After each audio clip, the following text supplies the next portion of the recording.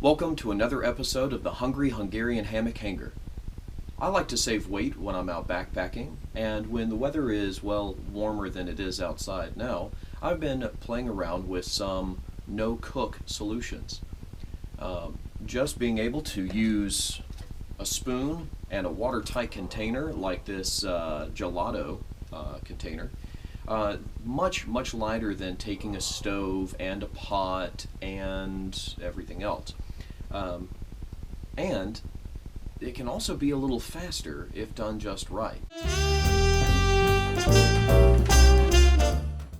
Let's make a no-cook, quick bean dip. Makes a great trail lunch.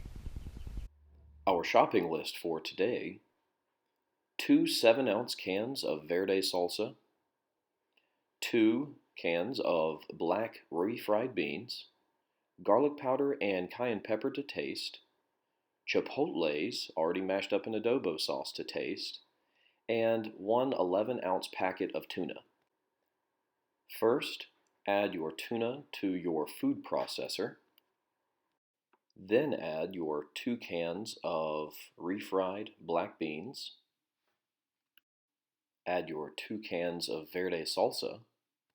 Add in your garlic powder, cayenne pepper, and here's the secret one that I might add from time to time is also going to be chili powder. Then add as much chipotle peppers and adobo sauce as you dare. To make processing all of this a little easier, I like to pad everything down and kind of give it a stir to make sure that everything's already a little bit mixed. Elsewise, I might get some cavitation in the food processor. Go ahead and put the lid on the food processor and then blend this stuff up until it is super creamy. Let's check that. That's what it should look like. Put your super creamy bean dip all over the food dehydrator sheets. This will help, of course, prevent it from leaking through. Take all of the dried bean dip, crumble it up, and toss it back in the food processor. Put the lid on tight and send your dehydrated bean dip back through the processor until it is as fine of a powder as the processor can get it. Alright, so we've got our bean dip all nice and food processed after being dried. What I'm going to do here is, even if I am low on water, it doesn't take a whole lot. There's a couple of different ways that you can do this, and what I like to do first is just to have this set out and add just a little bit of water to the mix. I don't like to add too much water, not quite yet, just over the line here of where everything is. So then I'm just going to kind of start getting the water and the tuna to kind of, beans, start soaking all of that up. Any of this that you can go ahead and start kind of mashing back together to reconstitute it will certainly help that out. Once you see there's still a little bit of water in there that needs to come in, I notice I'm going to need probably just a little bit more.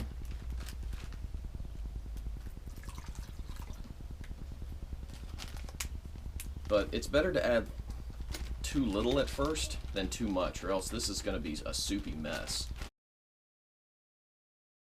And after about 5 or 10 minutes of just kind of mashing it around, you'll notice it really starts to look more like the bean dip did right after we were done blending it up the first time. The longer you let this sit, the more reconstituted it's going to be. If you're in a real hurry, you can go ahead and start eating it now, but about 10 to 15 minutes is a good time frame to allow this to really reconstitute, and it should be kind of almost a thick paste.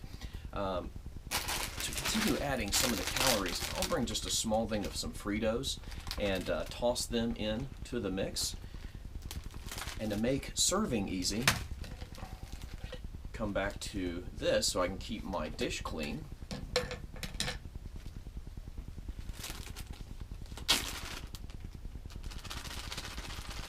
Kind of tip everything over to one corner, fold this around.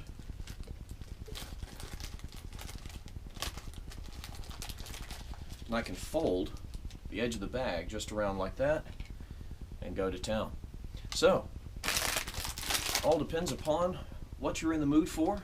If you're in the mood for saving weight, high protein, high calories,